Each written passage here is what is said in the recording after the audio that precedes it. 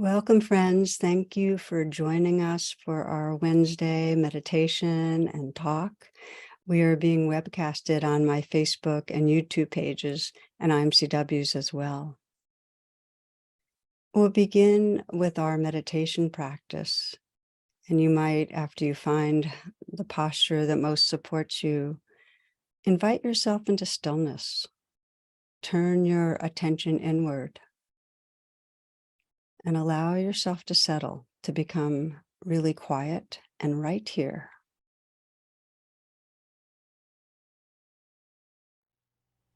Feeling your feet connected to the floor. Feeling your body sitting here. And become aware of the fact of breathing.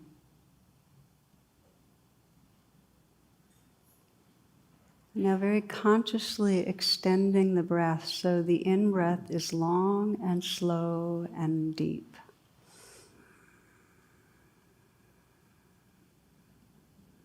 And then the out-breath also is long and slow, releasing slowly the breath, letting go, letting go. And again, a nice long in-breath. You might slowly count to 6.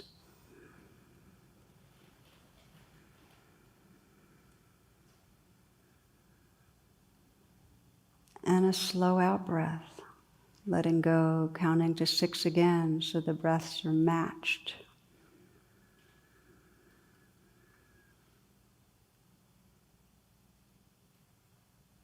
Breathing in.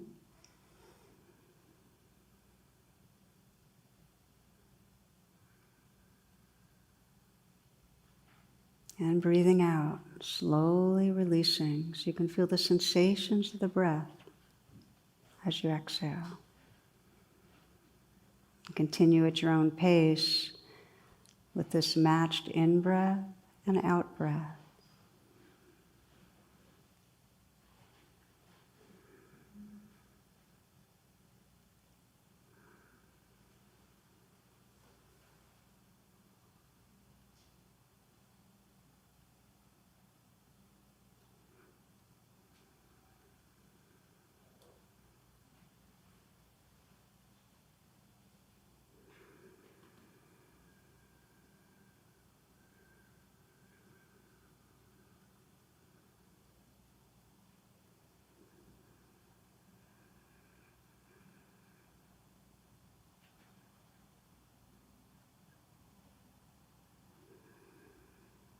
Aware of the sensations as the breath comes in, and aware of the out-breath, letting go.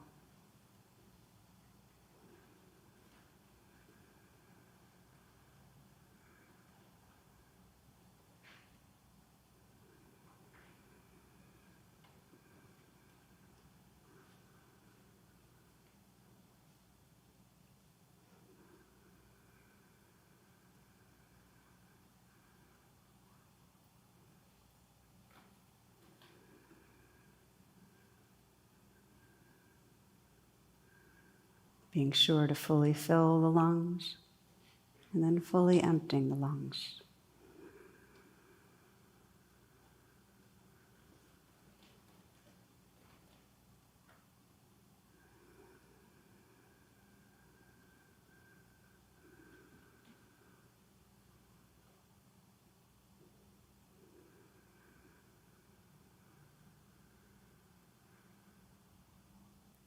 Now allowing the breath to resume in its natural rhythm. And just become the witness to the body. Let the body breathe itself.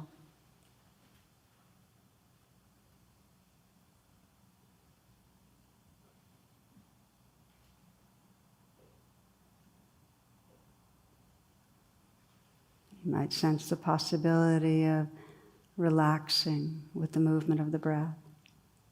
Relaxed witnessing.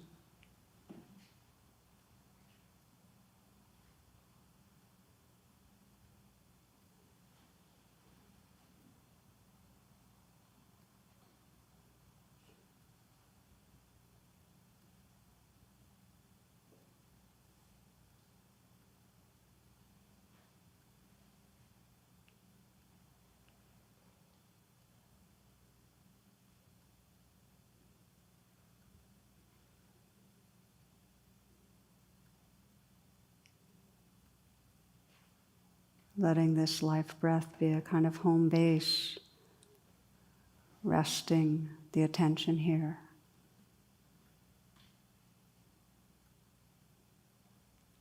You might find yourself drawn to resting with the sensations of the inflow, outflow at the nostrils. Or maybe you're more aware of the movement of the chest, the rising and the falling of the chest. You can rest the attention there. Or it might be the inflating and settling at the belly.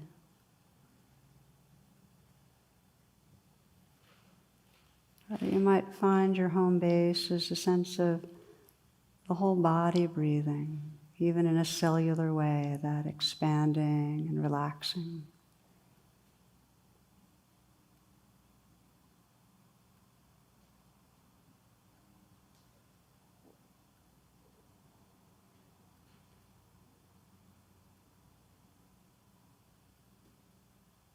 It helps to have a home base as a way to collect the attention, as a way to settle the mind, a place to come back to when we've been off in the trance of thinking. Just this breath. And now this one.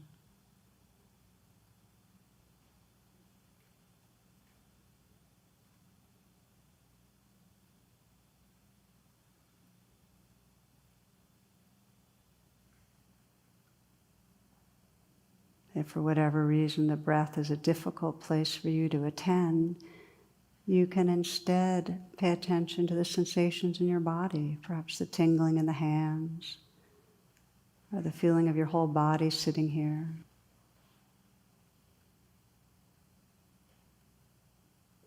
Having a home base that's right here and now. This body and breath is always in the present moment.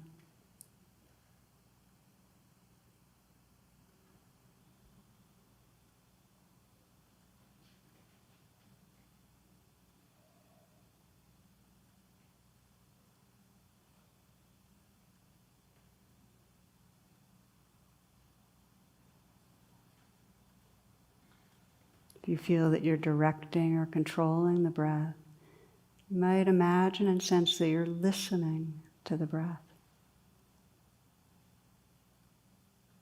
The body breathes itself, and there's a witnessing, listening to and feeling the movement of the breath, moment to moment.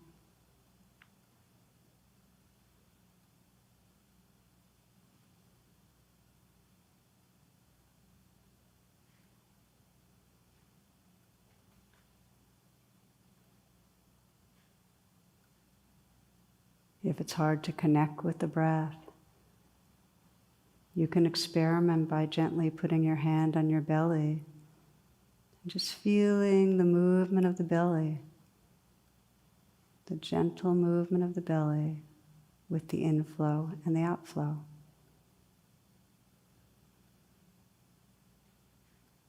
Or you can bring your awareness right inside where you feel sensations the most prominently.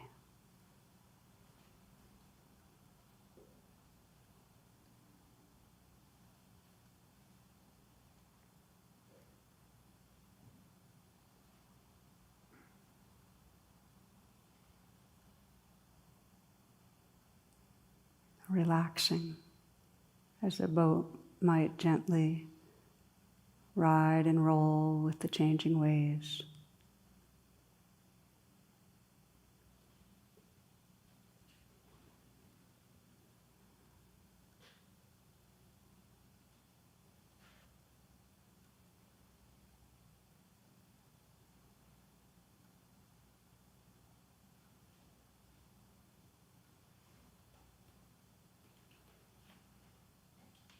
At some point you'll notice the attention's drifted. You've gone off into the future, the past. Not a problem. That's just a natural waking up. Just to value that moment of noticing. And then gently relax back into the movement of the breath. Feeling this very next inflow or outflow. Rising breath, falling breath.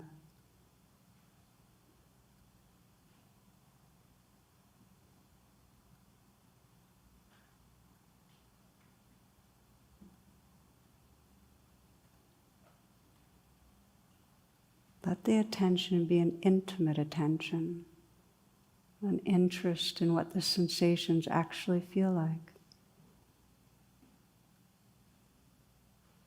A quality of care for this life breath. Again, moment to moment.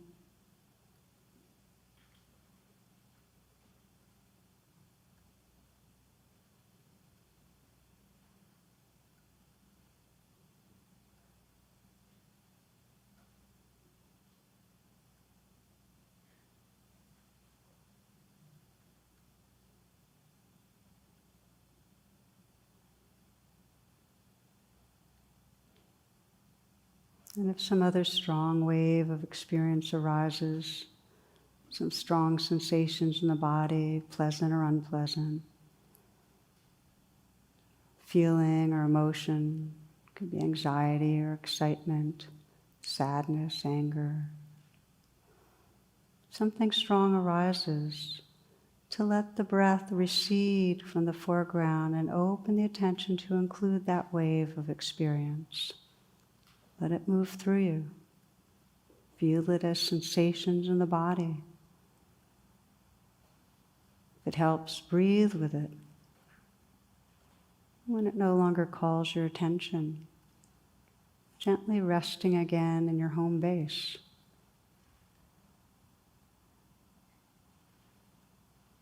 If there's any question as to where to attend, you can relax back again and again into this gentle movement of the breath.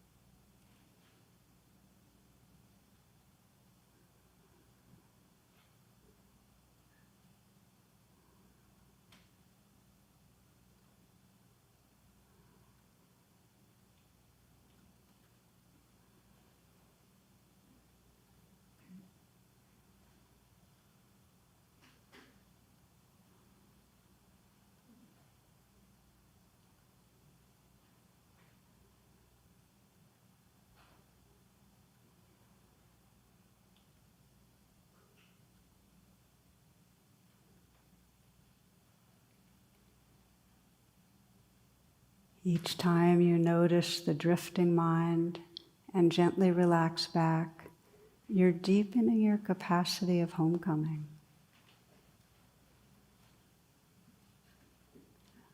Again, sensing the movement of the breath. So you're listening to and feeling this life breath in an intimate way. This breath,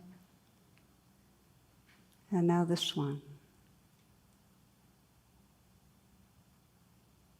The breath in the foreground, and yet also letting the senses be awake to the sounds that are here.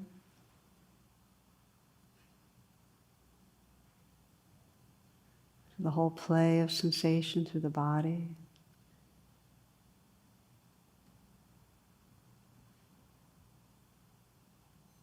Whatever emotions or feelings are in the area of the heart. Breathing with the life that's here.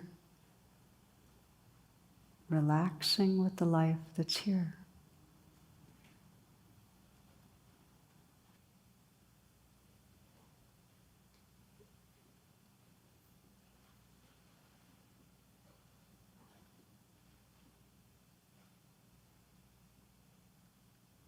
From the poet Wu Men,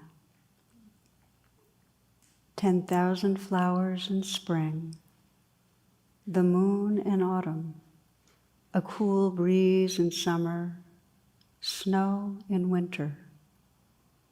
If your mind isn't clouded by unnecessary things, this is the best season of your life.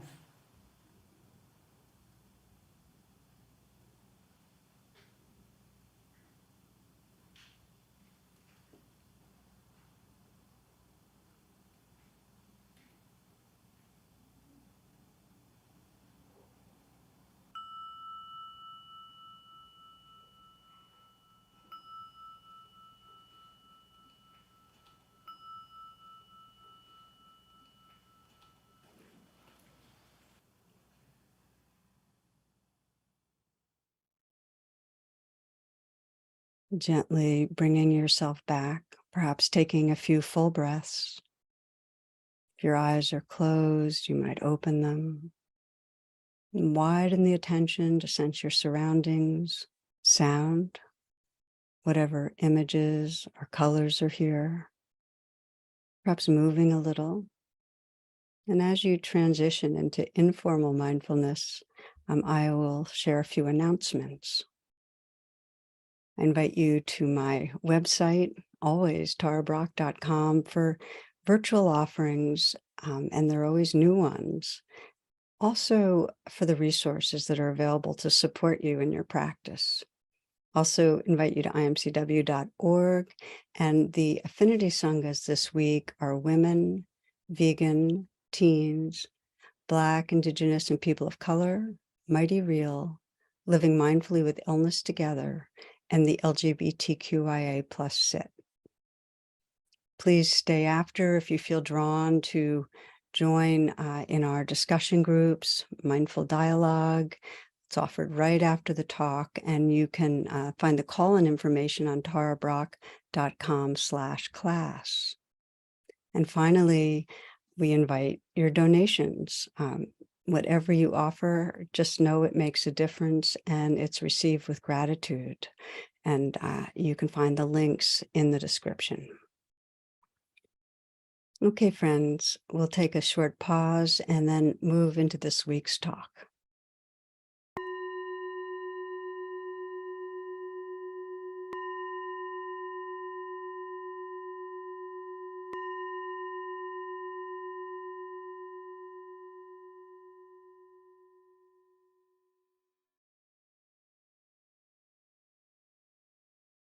Namaste.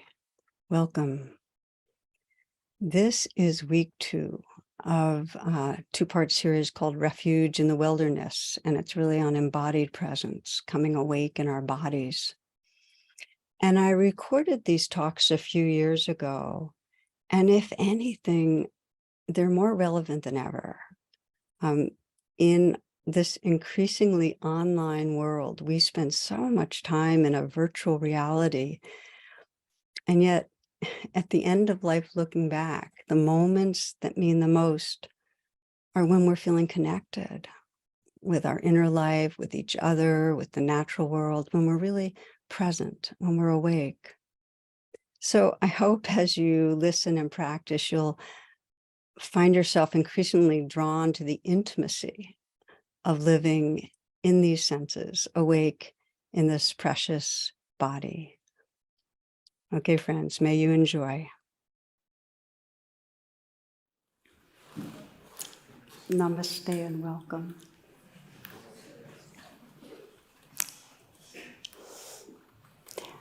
Tonight is the second of a 2-part series. You didn't have to be here for the first.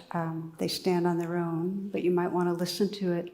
The title is Refuge in the Wilderness being nature, our senses, this body.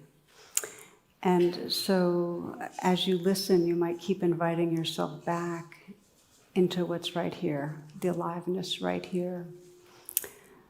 There's a classic story I've always loved of a novice monk in a monastery, and he goes to the master. He's clearly been contemplating hard on something, and he says, I need to know, please tell me, what happens after we die? And the head monk said, I don't know.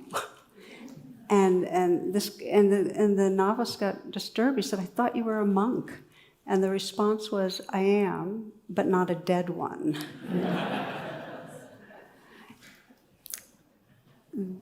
Some of you were here when Ajahn Sumedho was teaching on Saturday, and he described in Thailand how when asked about what they're aware of, what the monastics do, when they're asked about mindfulness, they point to their heart.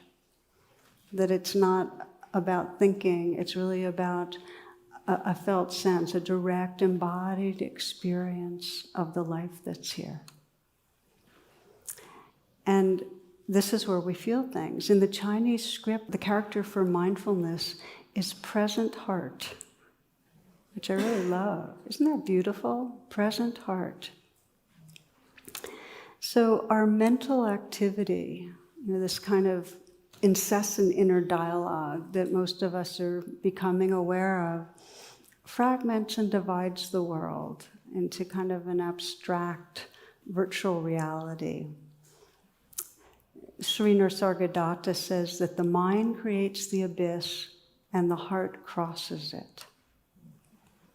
Again, I think that's so beautiful that we can see how our minds take us into a virtual realm, and when we come into our bodies, there's a kind of unifying that goes on.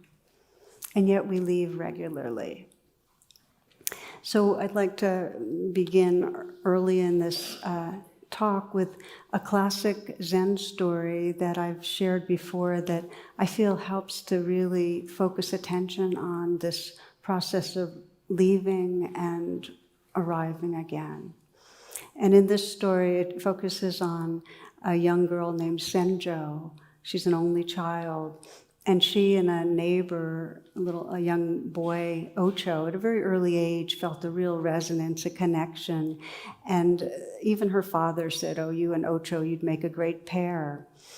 He said it kind of jokingly, but she grew up to be a beautiful young woman, and her father found her a match, a suitable match from a couple of villages away, and sat her down and told her that he had made the arrangements. And nice young man and everything. She became immediately depressed and began to weep and was cast down, and the word got passed around, and Ocho found out about it, and he was heartbroken too. So dark, in the late dark hours of the evening, he got into a canoe. He planned just to leave. He couldn't stand to live with it. So he was boating away from the town, and he saw a shadowy figure running in through the trees, and it was Senjo. And she said, "I felt you leaving, and I couldn't have you go without me." So she got into the boat, and they boated downriver, and they finally stopped, and they got a plot of land, and made a garden, and worked the fields, built a house, and had a couple of children, and life went on like this for several years. One day, he found her in the kitchen, and she was crying, and he asked her why she was weeping, and she said, I miss our town, I miss my father, And he said, "Me too, I feel the same way. Let's go, it's been a number of years, let's go back and see if he'll re-embrace us and take us in." And so they did that. They packed up the boats, and they put the children on the boat and kind of went upriver. And they landed on the dock near to Sanjo's house. And Ocho decided he better go first, so he went to the door and he knocked, and her father answered, and he said, "Oh, Father, I brought your daughter back with 2 fine grandchildren. Please forgive us for running away." And he said, he looked at him with really cold eyes. He said, he's astounded and angry. The father said, "I don't know what girl you're talking about. Since the night you left, my daughter, Senjo's been sick in bed, unable to speak." And Ocho said, "Oh, no, she's in the boat with your 2 grandchildren. Believe me, Father." And he sent a servant out because he couldn't even pay attention to this. It was too beyond belief. He says, "You go see what's in the boat." And the servant went, and sure enough, there was Sanjo with the 2 young children. He came running back to the house and saying, it's true. She's there with the children." And Father shook his head, and he strode into the bedroom where Sanjo was lying. "Ocho's come back with another Senjo. And your 2 children," her eyes opened in a new way. They had not in 5 years, and she stood up as if walking in a dream, walked out the door and through the house and out front, down to the dock and towards the dock. And meanwhile, Senjo's coming up in the other direction, and they embraced one another and became one. They embraced each other, and she became free. So they returned to the father's home, and they made a proper family. And I don't know about lived happily ever after, but life went on from there. So this is a classic Zen story, and there's many dimensions to it. You know, there's the dimensions of heartbreak and the dimensions of the grave choices that we make in our life and the levels of exile. But I think in the most basic way, this is a story about when things feel like too much, the way we leave. And we all do it. We do it when we're very, very young and we don't have the resources to deal with the shame or the fear or whatever's arising, the emotions that feel like too much. In some way, we leave our bodies and leave the sight of the raw intensity and try to find ways to manage. It's a coping strategy. But this splitting off has deep consequences. When we're not in touch with the fears or the hurts, then we end up behaving in ways that actually can cause injury to ourselves and others. So the reality is that all of us leave some. We all have a kind of universal conditioning to get lost in thoughts in a virtual reality and kind of leave home. But if we're doing it regularly, all the time, if we're unable to contact where the aliveness is and the difficulties and challenges and where the passions and the beauty are, the mystery, then we're not really able to live our life. So what happens when we leave regularly is our sense of who we are shrinks. And instead of resting in the wholeness of an embodied being, we become a kind of mental self that's defined by either our guilts or our fears or our addictions or whatever it is. But we get a very narrow identity, and we live in that. And we end up seeing others through that filter. What happens to us individually, it's a mirror reflection of what happens in the wider society, where we sense an undercurrent of fear, of real insecurity. And because there's not a reckoning with, because there's not a opening to and being with and processing, the way it plays out is in addiction, and it plays out in over-consuming, and in aggressing, and in pushing some people down. I think right now one of the things I've been noticing and reading about more and more is, and many of you have, I know, is this national epidemic of opium abuse, and so many people overdosing, real dramatic rise in the death from that. And so it's really uneven where it's happening. And it's soaring in areas such as the Rust Belt and South Bronx and the forgotten towns of New England. And these are places where people say they're lonelier and more insecure than ever, where there's a lack of meaning. And so there's a going into trance. And this is just an extreme societal version of it. This unbearable, intolerable experience, and then go into trance. In this case, using opiates. So all healing, and this is whether we're talking societal or in our personal lives, has the motif of reconnecting. There needs to be a reconnecting with the unlived life, the suffering or the wounds that are within us, reconnecting with our whole body, reconnecting with each other, reconnecting with our earth. So we're going to explore, for the remainder of this class, kind of the pathway of reconnecting, in particular when we've left because it's really difficult. The last class talked about really different ways that we can come back into our body and be more awake. But I acknowledged as part of that for many of us, the dissociating, the splitting, has been for a long time. And it's really, really deeply grooved habit. And it's scary to start coming back. So I'd like to look at that together, but first name that the tenacity of this body-mind split is really deep. And just to name a few different ways, on one level, just if you think of evolution, humans didn't get to the top of the food chain because of our, powerful physiques. That wasn't it. It was the cognition. I know there was a story of a teacher asking a bunch of fourth graders, the purpose of the body, and one response was, well, it's to carry around your head, But think of it, this body is kind of this domain of vulnerability. And when we feel threatened, we go into our mental control tower.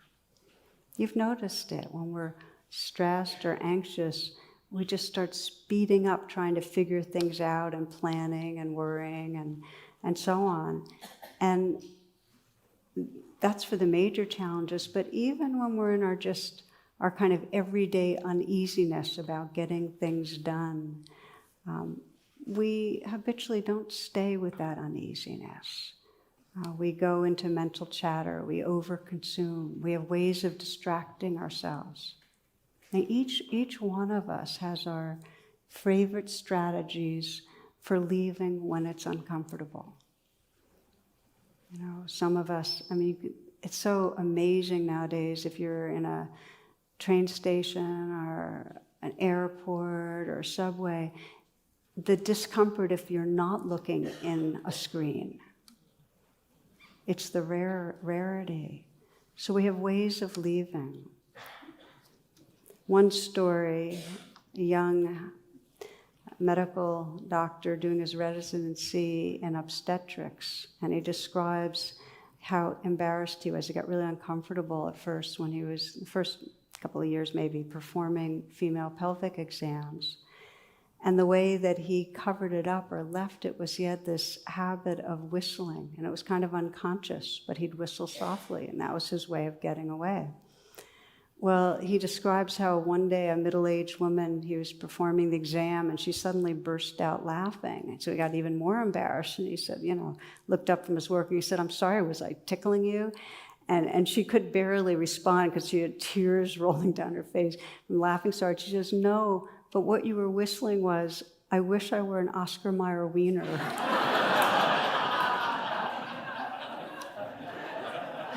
He didn't submit his name. So it's interesting, if you start monitoring yourself and just monitoring stress, with any stress, there's an exit from the body. There's an exit to leave what's here. There's some escape activity, and you'll notice, if you catch yourself just caught in the normal worry, planning, figuring, and you pause and check underneath, you'll find the hum, the biological hum of anxiety. We leave when we're anxious. Okay, that happens across the board. It's exacerbated by really a lot of the religious views that got launched from the Garden of Eden and onward, where the body is considered to be this out-of-control domain, and it's something dangerous, it's something lower, it's something that if we don't watch out, it's going to get us in major trouble. And so there's nothing trustworthy about the wilderness of being in the body. We're encouraged to transcend.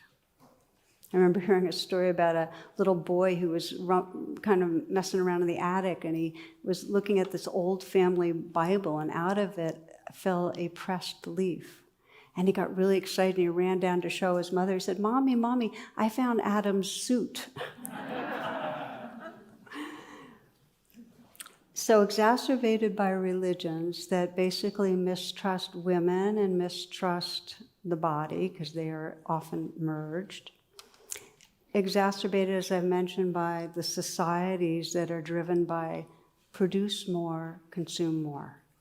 Produce more, consume more. There's a speediness that has us leave the moment, because the body's living in the present moment. Leave the moment to be more, do more, get somewhere else. That's the message. We're on our way somewhere else. There's not enough time. And then it's exacerbated in our personal history to the degree, I like the language that there was severed belonging, to the degree that we did not have good attachment relationships with our parents, that there wasn't a real sense of being part of knowing that we were accepted and loved as we are. And I'm not talking about perfect parenting, but I'm talking about good enough so that there wasn't the message of, you need to be different to be part of us.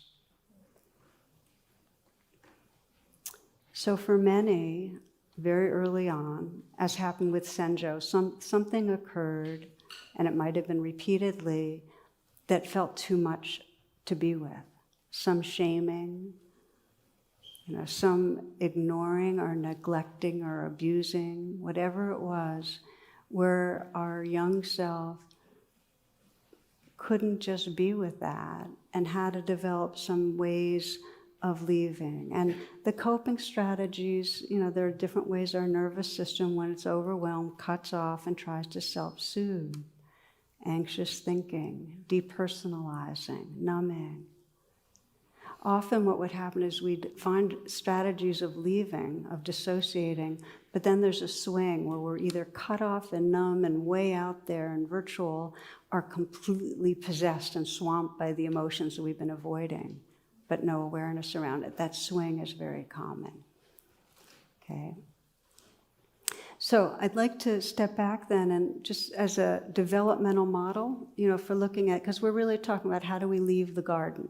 We leave the wilderness. And the way it helps me to think about it is, a different interpretation of the classic religious metaphor is that we begin unconsciously embedded in the maternal matrix or in the earth or in our world. We're unconscious and we're embedded. And then as self-consciousness starts coming, we first identify the self as a body. We're very young, age 1, 1.5, 2. And then as our mind starts getting more complex and developed, we start increasingly identifying as a mental self that owns a body. Most of us would be in that category. And then that's not the end of the evolutionary story. There's actually a domain in the frontal cortex that correlates with mindfulness. But we have the capacity to become aware of that identification, open to a wider sense of awareness that sees the what we are, the beingness beyond just a body self or a mental self, and can re-inhabit the body with awareness. And that is the gift of mindfulness. It lets us re-inhabit the garden, the whole garden. Okay. So the pathway of return, the practice that helps us wake up out of a limited identity and reconnect with the senses, mindfulness of the body, means that in this moment, right now, notice where your attention is. You might close your eyes for a moment.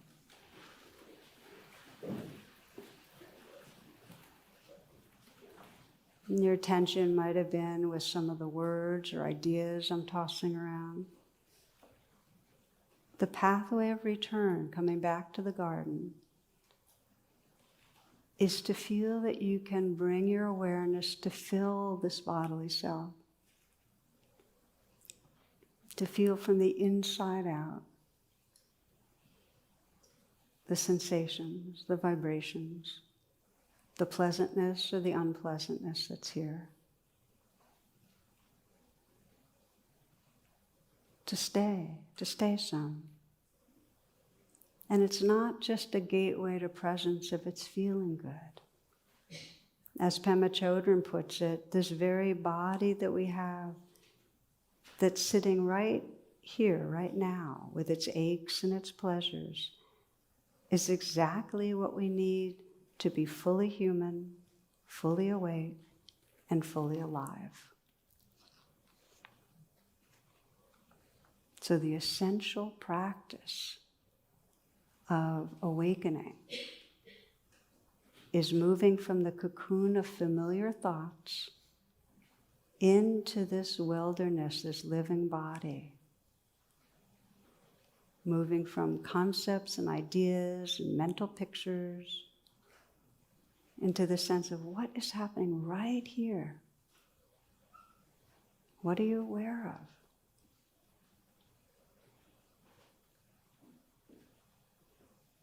Rumi says, step out of the tangle of fear thinking. Flow down and down into widening rings of being. And the centerpiece of the practice is if we can come back into the body, we can start sensing in the background this beingness. This is awareness that's here. That awakeness that even can perceive sensation.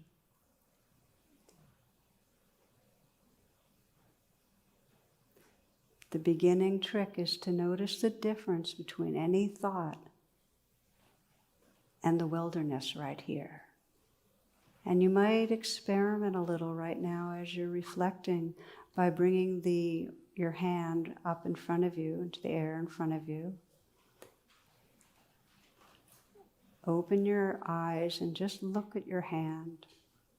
Roll it around a little, see what you like or don't like. Maybe you have a ring you like, or maybe you have wrinkles or skin that you don't like, age marks. Maybe there's a coloring. Maybe there's something about your nails you like.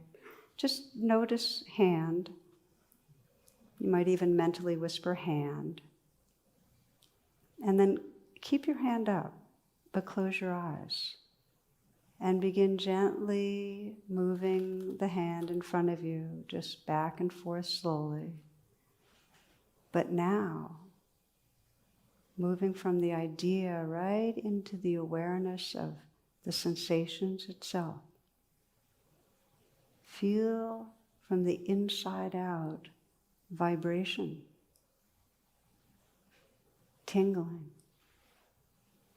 perhaps pulsing, our temperature. Notice if there's a center or a boundary to the experience.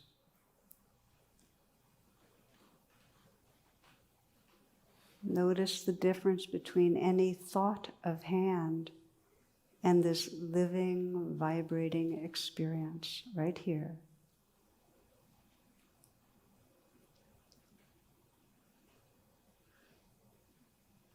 Gently putting and resting a hand back down in your lap.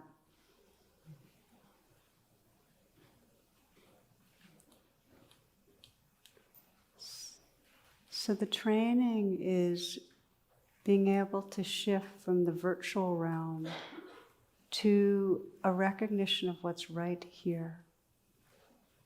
One of the mantras that Ajahn Sumedho offers is, it's like this.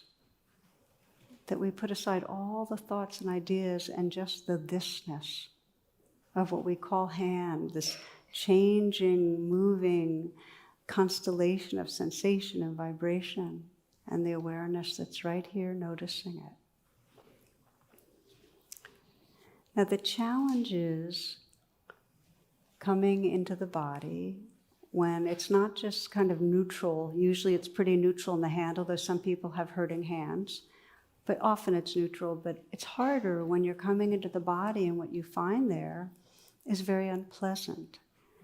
So there's degrees of how intolerable it is. We can train to come right into the body when it's tolerable, unpleasant but tolerable. Because what we find is that by learning to come and stay for a little bit, there becomes more and more space internally around what feels unpleasant, and there's less of a fixation or a resistance that causes suffering. So I'll give you an example of this. We'll just do a brief practice of moving from virtual to the body when it's a little bit unpleasant. Again, you might close your eyes, and let's just check this out together.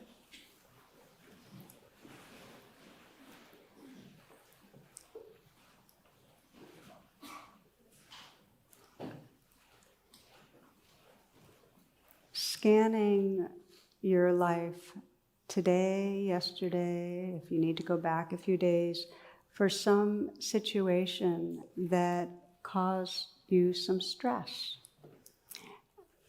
Now, not to pick something that caused you the kind of stress that felt off the charts, but just something that felt difficult. Some anxiety, feel pressured, maybe afraid you'd fall short in performing in some way.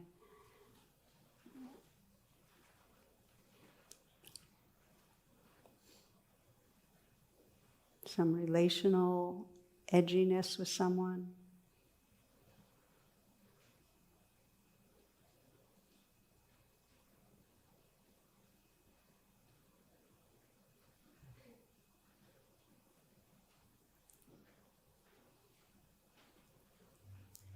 And start by presenting it to yourself as a story. You know, to see the movie of it, see the images or sound bites that go with it, with the situation.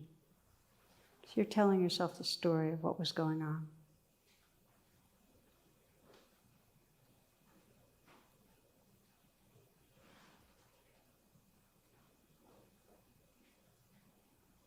And bring yourself to the most stressful juncture in the situation.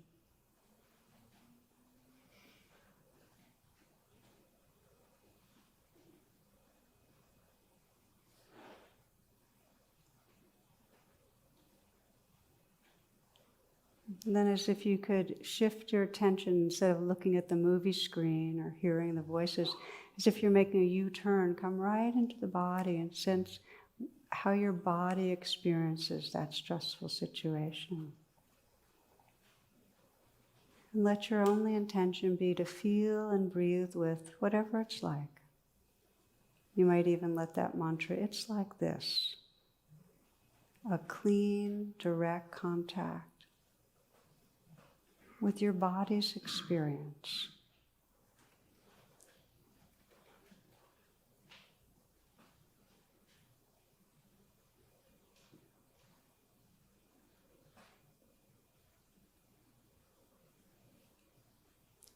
If it's hard to be with, you might increase the kindness quotient.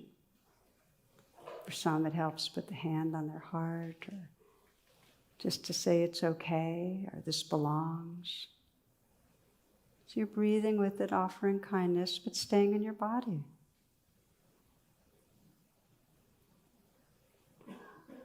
It's like this. Where do you feel it? The throat, the chest, the belly? Sense that there's a witnessing, an awareness that can include what's here, just the way the ocean can include waves. Feel them, and yet you're not possessed by them, you're not identified by them. You're including the wilderness, feeling the aliveness, pleasant or unpleasant. You're here.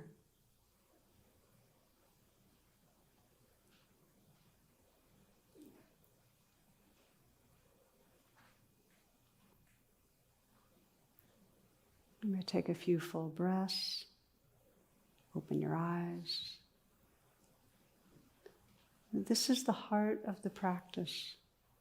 Noticing when you're off in the mental movie, when you're talking to yourself, and gently coming back, being with, breathing with, feeling what's in the body. Now, what if it feels like too much? It's not always wise to come into the body. You know, sometimes you can re-traumatize You can actually get possessed by the emotions that are there and not actually serve healing. So there's a gradualness. The intention in the long run is to come back to the garden. This is the way Alice Miller, the author and psychotherapist, put it. She said, there's no way ultimately to avoid what's in the body. She says, the truth about our childhood is stored in our body, and although we can repress it, we can never alter it. Our intellect can be deceived, our feelings manipulated, our conceptions confused, and our body tricked with medication. But someday our body will present its bell, for it is as incorruptible as a child who, still whole in spirit, will accept no compromises or excuses, and it will not stop tormenting us until we stop evading the truth. So those are powerful words. It's basically saying, if there's something to be felt, it's going to keep on asking you to feel it in some way or other. But there's wise ways to gradually do that. It's not like you have to jump off a cliff. Some of the wise ways is to just get more engaged gradually without going right into where the wounds are with embodiment. This is one rabbi who, he said he's worked with the fears and wounds women and men have around body for many years. He says, in its wisest teachings, Judaism holds sexuality in the body as sacred and recognizes that to abuse it, the body, is to abuse what is divine. Now, after many years of being a rabbi and of healing, I've started learning yoga and movement and Jewish dances. I realize that the energy of the body is the energy of God. We have to value it. Everything comes through it. So I start with this, with the message from this rabbi and from Alice saying, we can't really avoid if we want to live fully. We have to be listening and contacting this living body if we want to heal. But there's ways to go about it. We will begin to move towards the body if in some way we sense it as a source of healing, that it actually heals us to come into the body. So in that spirit, I'd like to share with you a reading that helps us to tap into that realization that this very body that you're living with can be your source of freedom. So you might close your eyes as you're listening. This is an anonymous reading. It's been called the Felt Sense Prayer. As you read, just feel yourself right here in this moment. I am the pain in your head, the knot in your stomach, the unspoken grief in your smile. I am your elevated blood pressure, your fear of challenge, your lack of trust. I'm your shortness of breath, your fragile low back, your bloated abdomen, your constant hunger. I am your symptoms, the causes of your concern. You tend to disown me, suppress me, ignore me, inflate me, coddle me, condemn me. You usually want me to go away immediately. More times than not, I'm only the most recent note of a long symphony, the most evident branches of roots that have been challenged for seasons. But I implore you, I am a messenger with good news, as disturbing as I can be at times. I am wanting to guide you back to those tender places in yourself, the place where you can hold yourself with compassion and honesty. If you look beyond my appearance, you may find that I am a voice from your soul, calling to you from places deep within that seek your conscious alignment.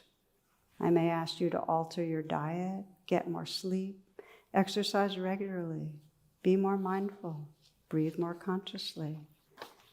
I might encourage you to see a vaster reality and worry less about the day-to-day fluctuations of life. I may ask you to explore the bonds and the wounds of your relationships.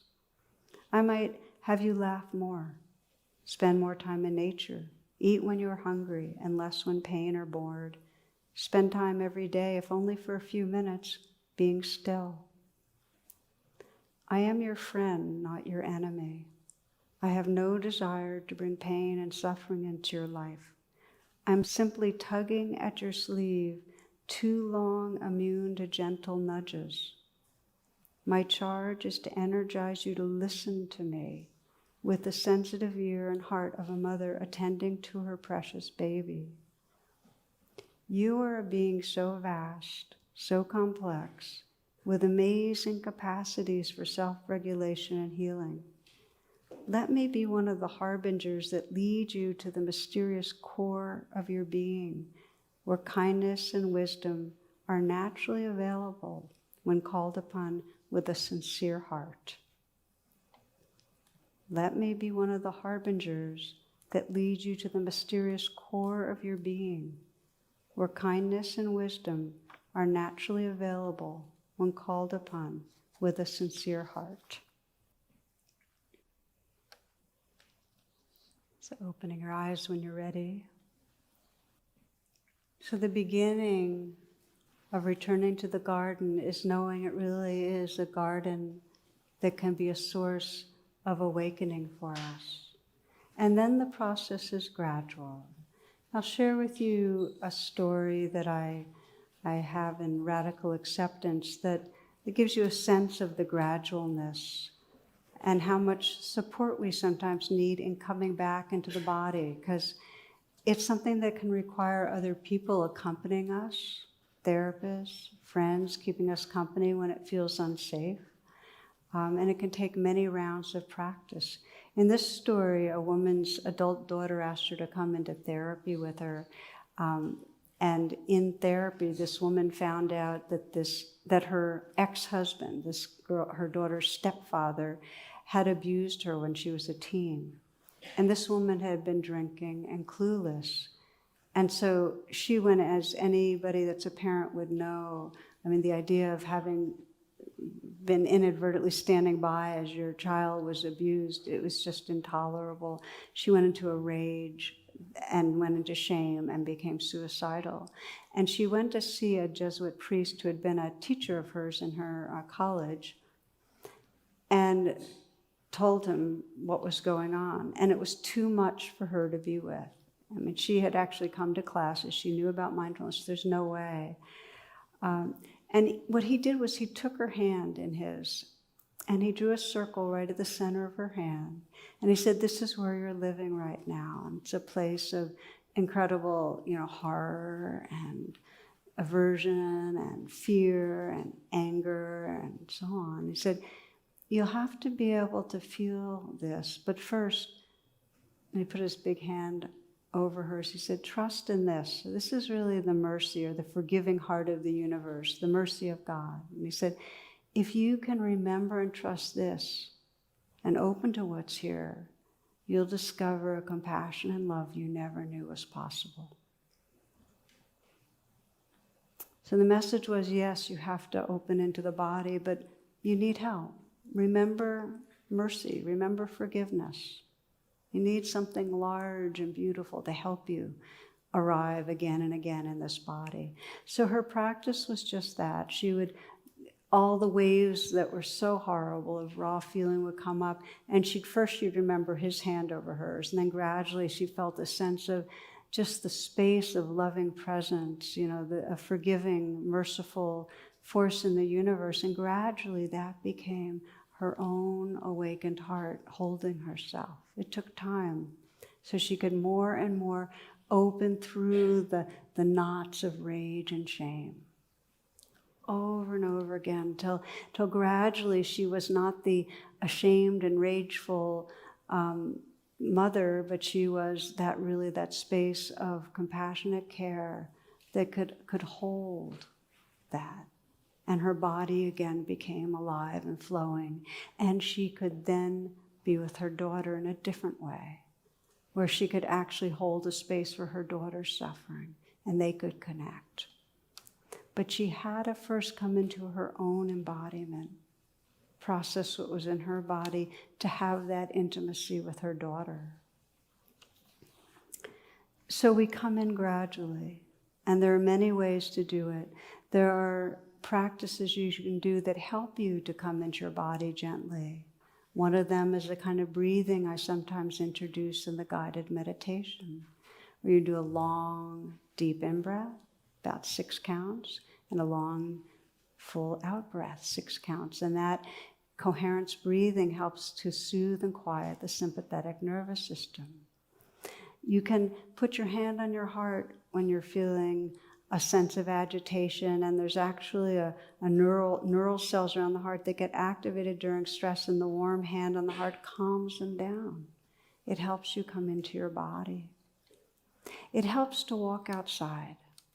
There's so much research now on nature and how nature helps us come into our nature. It's a larger surrounding of the elements that help us reconnect with the elements within us. We come back to the garden gradually, but what matters is that our longing and intention to re-enter this living body is there, it's conscious. Now, I'd like to end with just really looking at the gifts that happen when we re-enter the wilderness. And one gift is aliveness. I mean, I have so many people talk to me and feel that they are skimming the surface of their life, but not really living it. They're, on the way to the finish line, but missing out, and not really feeling vibrant and awake and alive. And it's because of being dissociated. It's because our habit is to be lost in thought, and we're not inhabiting our bodies. So one of the great gifts of this practice of moving from thoughts into the body is that it awakens our senses. And we start becoming more sensitive to sound, to taste, to the colors. They become more vivid, more nuanced, smells, fragrance. Eduardo Galeano writes, "The church says the body is a sin. Science says the body is a machine. Advertising says the body is a business. The body says, I am a fiesta." Okay, so one of the fruits is you get to feel your vitality again. Second fruit, you kind of heard this a bit in the story I told you about the woman and her daughter, is that as we come into our body, we come into the region of our heart. You can't feel love in a visceral way if it's abstract and mental. It's not until we learn to come back right here that the feeling of love has a sense of warmth, a felt sense of tenderness, of spaciousness, embodiment. One mother described that she said she felt like she was spending more time with her teenage son judging him and worrying about him than actually loving him. And so her training, her practice was whenever she was feeling worry or judgment, I asked her to, okay, that's your cue, come into your body. So she'd come into her body and she used her hand on her heart, and I'd say, okay, what are you feeling? And it was fear. Okay, breathe with it, feel it. And under the fear, she could sense this care. She just wanted him to be okay. Oh, breathe with that, feel that. It reconnected her with love. Many rounds, though. The patterning is really thick to be spending a lot of time in worrying. Come back to where love is. Another quick story of a woman whose father had Alzheimer's, and she was described how busy she was trying to deal with all the logistics and with the residential center he was at and so on, and she hadn't had time to grieve. And so for her to come out of all the planning, worrying, figuring, and let herself open to the grief of what was happening, the feeling of what was there, and that reopened her to the loving. Because grief always is a portal to loving. The poet Hafez says, please stay near to me. Stay right near to me, and Havesh will spin you into love. Stay right here. Come into this body. So aliveness, more of a visceral sense of love. And then the last gift of coming into the wilderness is realizing truth. We cannot experience reality through our thoughts. They're images, they're sound bites, they're representations. To be able to realize reality directly, we need to experience reality through our senses and discover the awareness that's always here in the background. That is the pathway, the portal. When you really open and you close your eyes and you feel the aliveness that's here, and you're not lost in thoughts, you can begin to sense behind that aliveness the awareness that is a stillness that's perceiving vibration, the silence that's listening. You begin to sense that silence and stillness, that mystery of awareness, which really is our deepest nature, through this portal of direct aliveness. So we started with Senjo, with how we leave, and we'll end with a brief guided meditation on coming back into the wilderness.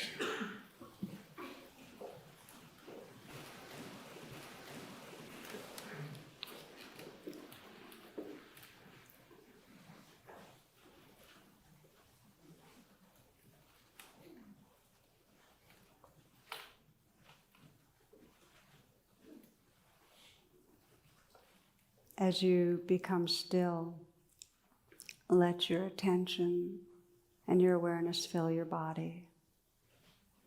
You might begin by noticing if there's any part of your body that wants to let go a little, to loosen, to soften.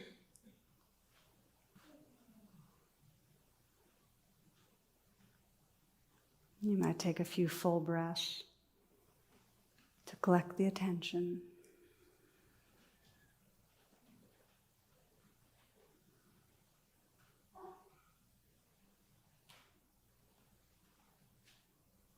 And then awaken the senses. Listen. Listen to the space that's around you. The soft sounds. Listening in a global way, not just with your ears, but with your whole awareness. Maybe you can detect what's called the sound of silence, that background hum.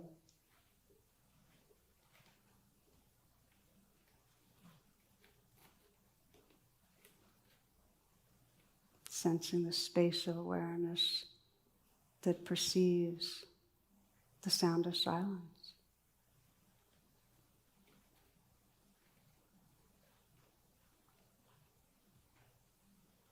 Sensing the stillness that experiences this vibration and aliveness in the body right now.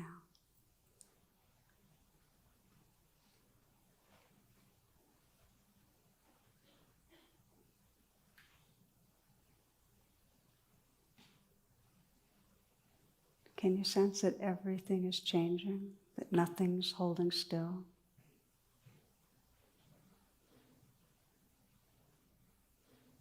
Can you open entirely to this changing flow of aliveness?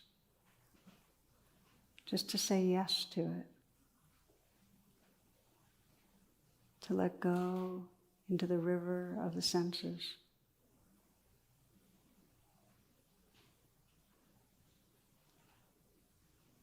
Is there anything that's solid? Is there any center to experience? Any boundary?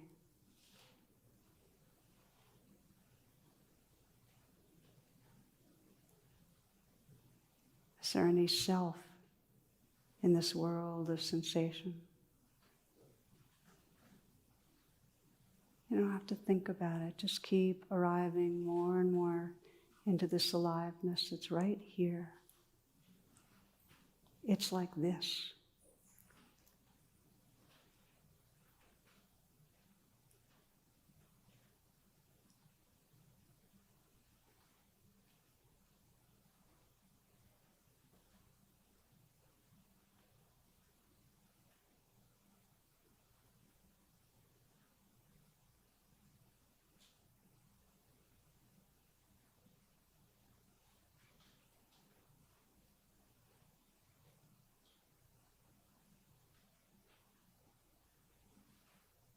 You might explore, if it's possible, just to let go a little more into the changing flow, moment to moment.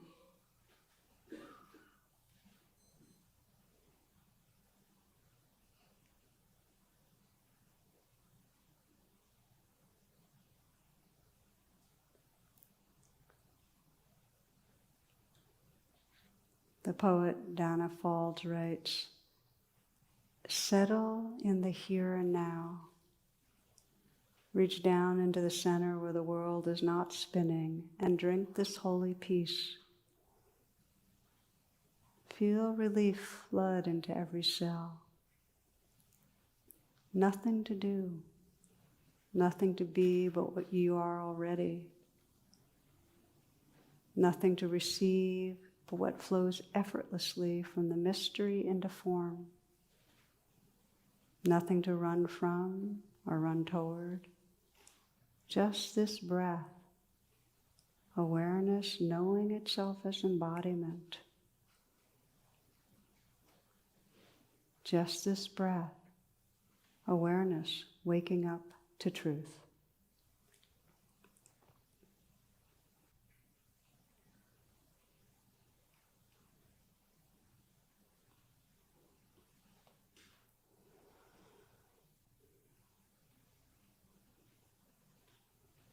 Namaste, and thank you for your attention.